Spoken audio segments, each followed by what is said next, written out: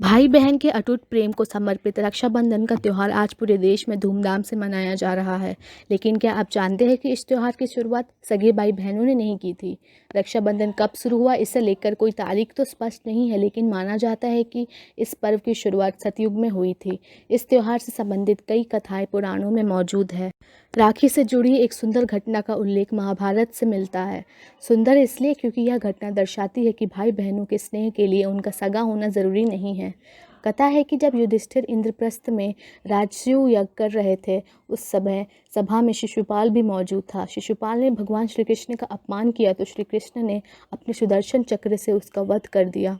लौटते हुए सुदर्शन चक्र से भगवान की छोटी उंगली थोड़ी कट गई और रक्त बहने लगा। यह देख द्रौपदी आगे आई और उन्होंने अपनी साड़ी का पल्लू फाड़कर श्री कृष्ण की उंगली पर लपेट दिया। इसी समय श्री कृष्ण ने द्रौपदी को वचन दिया कि वह एक एक धागे का ऋण चुकाएंगे। इसके बाद जब कौरवों ने द्रौपदी का चीरहरण करने का प्रयास किया तो श्री कृष्ण ने चीर बढ़ाकर द्रौपदी की चीर की लाज रखी। कहते हैं कि जिस दिन द्रौपदी ने श्री कृष्ण की कलाई में साड़ी का पल्लू बांधा था वह श्रावण पूर्णिमा का दिन था। भविष्य पुराण में एक कथा है कि वृत्रासुर से युद्ध में देवराज इंद्र की रक्षा के लिए इंद्राणी सची ने अपने तपोबल से एक रक्षासूत्र तैयार किया और श्रावण पूर्णिमा के दिन इंद्र की कलाई में बांध दी। इस रक्षासूत्र ने देवराज की रक्षा की और वह युद्ध में विजयी हुए। यह घटना भी सतयुग में हुई थी। अगली कहानी चित्तौड़गढ़ के राणा सांगा की है। चित्तौड़गढ़ के राणा सांगा से विवाहित रानी कर्णावती ने अपने पति को बाबर के खिलाफ युद्ध में खो दिया। चूंकि उसका बड़ा बेटा अभी भी एक युवा बच्चा था, इसलिए उसे उसी हालत पर राज करने के लिए मजबूर होना पड़ा।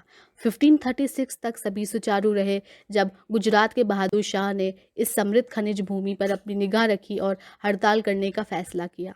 रानी ने उनके इरादों का पता लगाया और रईसों से स्थिति में कदम रखने और उन्हें संभालने का अनुरोध किया।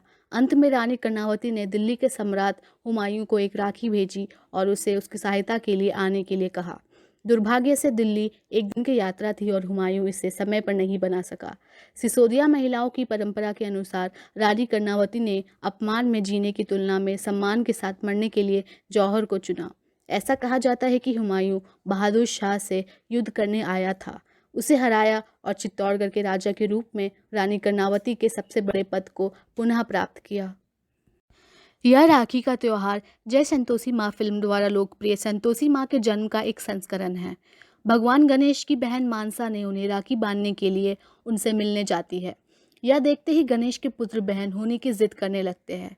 अपनी मांगों को देते हुए गणेश ने देवी संतोषी को रिद्धि सिद्धि के ज्वालाओं से उत्पन्न किया। एक अन्य कहानी यह भी है कि जब सिकंदर महान ने भारत पर आक्रमण किया तो उसकी पत्नी रोक्साना ने पोरस को एक पवित्र धागा भेजा और उसे युद्ध के मैदान में अपने पति को नुकसान नहीं पहुंचाने के लिए कहा। अनुरोध का सम्मान करते हुए जब वह सिकंदर का सामना करता है तो वह उसे मारने से इनकार कर देता है। आखिरकार पोरस हाइडिस्पस नदी की लड़ाई हार जाएगा, लेकिन सिकंदर का सम्मान हासिल करेगा। आखिरकार उनकी मृत्यु के बाद पोरस एक बहुत ही वफादार मकदूनियाई छत्र बन जाएगा।